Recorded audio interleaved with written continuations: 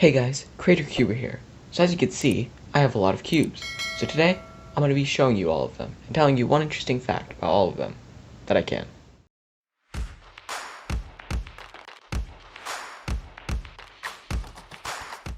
Okay, so we'll start off with this side of the pile, and on this side we have the Ready Cube. Now the Ready Cube was made by Moyu, and it's a really fun puzzle. One interesting fact about it is that you can solve it using nothing but sledgehammers. And I actually have a video about that, which is a tutorial for the cube. So if you want to go check that out, go look at my channel. I'll probably leave a link somewhere, maybe. Next, we have this cube, I guess you would call it. It's a 2x2, right? But then it does this. Or, well, that's not supposed to happen. And there's like another one inside it, and you can basically, like, I forget what it's called. I think it's called like an infinity cube or something. But yeah, so it's one of those. And obviously the interesting fact is, it's not a cube, and there's two of them inside. So they have different shapes. Next, we have this huge Vantage Pyraminx. So as you can see, some of these pieces, they don't have a line there, so you can't turn along there. So it creates a whole new challenge for the puzzle. But it's pretty easy to solve. You just have to find the right side to do the layer on, and then after that you can do the exact same thing with normal Pyraminx. And next we have my 4x4 main, obviously the best 4x4, Rubik's 4x4. Its outer layers are not good. And the interesting fact about this one was that advantage. For this one, the inner layers are actually surprisingly good. Like, they're not super bad, they're not super terrible. Outer layers are pretty horrible. One interesting fact, I can't replicate it now, but sometimes if you turn the top layer, the bottom layer will turn too for whatever reason. Next, we have this cube. This is from Yellowstone National Park. It's a picture cube. So one interesting thing about this is, well, I guess it's gonna be my interesting thing for all my picture cubes, but your centers have to be rotated correctly, unlike on a normal 3x3, because on this one centers all one thing, and this one is different. Next, we have the Rubik's 2x2. It doesn't turn too bad, but I mean, it's nothing special. One interesting thing about this 2x2 is that it's smaller than a lot of the 2x2s on the market. So, yeah. We have the gear ball. So, as you can see, it's a ball, and it has these, like, gears everywhere, and just, like, a bunch of pieces. So, one interesting thing about this is when you turn it, this happens. These things spin, so that even if you get it back to, like, a solved state like this, they're not solved. So you have to keep going until it's solved. Next, we have the Cube. It's basically just a Sudoku cube in a different way. Your goal is to get one of each different color, or one of each different color on a side, or all sides. I haven't figured it out yet. But yeah, one interesting thing is it's really weird to turn, I guess. That's an interesting thing for it. Next we have this really small 3x3. It's just a normal 3x3. It's got a weird color scheme though. Interesting thing, it actually turns really well. Next, we have this ball thing. It's like really loud. But yeah, so basically our goal is to match the ring with the ball in the middle. One interesting thing is I believe this is the only puzzle my sister can solve, which is the only person in my family that can actually solve a puzzle, one of these as far as I know. Next we have the Landline FTO. So as you can see, it's an normal FTO. Turns okay, but it's an FTO, and obviously the hardware isn't too advanced. Interesting thing about this one is there's also a corner turning octahedron, but this is the face turning one, so there's a difference between them in the way you solve them. Next we have this, which is the Rubik's snake. Right now it's in like a music note kind of thing, I don't know. So yeah, it's really cool, and you can twist it and make a bunch of different shapes from it, and that's how it's different than all these, because you can turn it into basically whatever you want. Next we have the Rubik's Void Cube. As you can see, it's got holes in it, and that's why it's called the Void Cube. So yeah, and I did get parity, and I haven't figured that out yet, so I'll learn that a little bit. Next we have the Mensa Chameleon Cube. I made a video about this. Basically the colors change as you like look around the cube. Hopefully that picks up on the camera. So yeah, and that's the second challenge to try to solve it. Next we have the Chi Megaminx, and this was my first Megaminx. Doesn't turn too great, but I mean it worked. Next we have the Cuber Speed Killminx. Now this Killminx, it actually turns pretty good. It's a bit slow, but it works. It's Killminx, obviously. One interesting thing about this is it actually has centerpieces, which not a lot of Killminxes have. Or like colored centerpieces. A lot of them have centerpieces, but they're black. Next we have the world's smallest Rubik's Cube. It's really small. I made a video about solving it. And one interesting thing is, while I was making that video, this piece popped out a tiny bit, so I can't really turn any with the yellow layer. Next we have the Skewb Extreme. It's basically a Skewb, right? But it's also got these little diamond patterns. So if you do that, that's messed up. An interesting thing about this is I guess diamonds. I mean, they're really cool, and the feeling is really weird. And Christopher Olsen's autograph used to be right here, but it kind of rubbed off. Next puzzle we have is the Mirror Cube. So as you can see, it's normal. It's just shapeshifts, and it's all one color, so that's really cool. Super floppy cube from Rubik's. It's a floppy cube, right? But it can shapeshift, so it's a super floppy cube, and that's an interesting thing about it. Next is Adobe Cube. Normally this thing would turn terribly, but a while ago I put some lotion in it, because why not? And now it actually turns decently.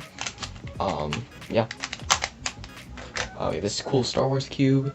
It's a small picture cube, and turns great. Turns pretty good.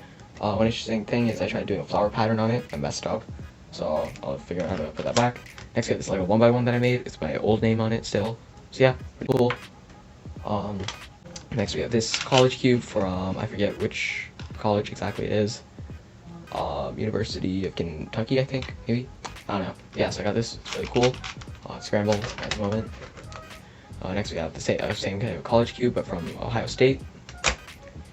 Now we're getting towards the WCA puzzles. We have the Ivy cube, really quick, which is like a Skewb mod. It's basically just a Skewb, but on a Skewb these would be separate, but in this one they're together, so that's cool. And our last non-WCA puzzle, or no, our second or last non-WCA puzzle is this Ghost Cube, which I have not figured out how to solve yet. It's basically a 3x3 shape mod, so that's cool. Same with the Windmill Cube, it's a 3x3 shape mod, but I actually can solve this one. So yeah, that's cool. Now we're actually on the WCA events.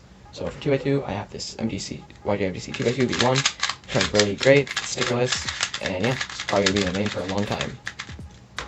For 3x3, I have a few 3x3s. We'll start off with this one, again 3x4M. This was my main for all of 2 years, so it's a really good cube. I really like it. But now we have my new main, which is the RS3 2020. It's really good, it's clacky, magnets aren't too strong, and yeah, it just suits my turning style a tiny bit better. And then we have the Rubiks Connected, which is obviously a smart cube. My last cube I've had a few videos on recently. So yeah, turns actually really great, and the app is really nice. So yeah, obviously it's a Bluetooth cube, so that's the thing about it.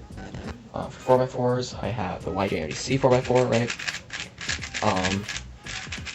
Yeah, the 4x4 YJMDC 4x4, my main. It's a really good 4x4, and it got me back into the event. And actually, I missed a 3x3. This is my first ever cube. It's a Rubik's 3x3. Turns like you'd expect for a Rubik's brand. Next we have my other 4x4, which is my backup main, which is this, the Chi Thunderclap 4x4. Yeah, it's a bit slow, but it works, and it's not magnetic. Next we have 5x5. 5x5, my only 5x5 is this 5x5, which is the Yushin Little Magic. It's magnetic, and it turns really great, so I don't think I'm going to switch anytime soon. Yeah, it turns really good. I got this a while ago at a competition, actually, for my friend. And then for 6x6, I have this Yushin Little Magic 6x6, non-magnetic. A bit slow, but it's a pretty good 6x6, and this was my main for a year and a half. Until I got this cube. No, it's not 7x7. Where'd I put my 6x6? Right here. And then until I got this cube, the MGC 6x6. So as you can see, it turns really great, and if you're gonna get a 6x6, get this one. It's pretty cheap for 6x6, and it turns excellent. And it's the main killer. And last for my ends, we have 7x7. This is the YJ Yufu. Turns great. One problem with it is the center caps pop off a bunch, but I don't do that much 7x7 anyway, so it doesn't matter. Next up, Pyraminx, and this was one of my first ever puzzles. It's a G Pyraminx, I don't know exactly which one. I got like a package set with a mirror cube and a Megaminx over there. So yeah, it doesn't turn too great, and it's got ball bearings instead of magnets. And then I got another Pyraminx, which is my main, the X-Man Bell. Magnets are a bit strong, but it turns really nicely. And yeah, so I don't see myself switching anytime soon. Next we have Skewb, the event which I do not really care about. This is the X-Man Wingy. As you can see, it's concave, so it's not like a full flat surface, and you can turn it pretty good. Yeah, it's really good, so I don't see myself switching anytime soon. Next we have Square One, actually. So for Square One, this is a G Chifa Square One, which is my main. It's not magnetic, but it turns really good. And I did actually do a magnetic mod where I used the extra magnets from my X-Man Bell. I put them in the core for this. You can't really feel them, but they are there, and like you feel them a tiny bit. So yeah, this is my Square One, G Chifa. And now we have my main Megaminx, which is this puzzle right here, the YJ Yuhu V2M. So as you can see, turns really great. For $13, it's amazing. I recently did a review on it, and it's just the best Megaminx that I've ever tried. So yeah, magnetic. My final puzzle, the G Clock. Now I've actually been getting really interested in clock recently, and it's a really fun event, and it's actually the only event that I have a chance to podium yet.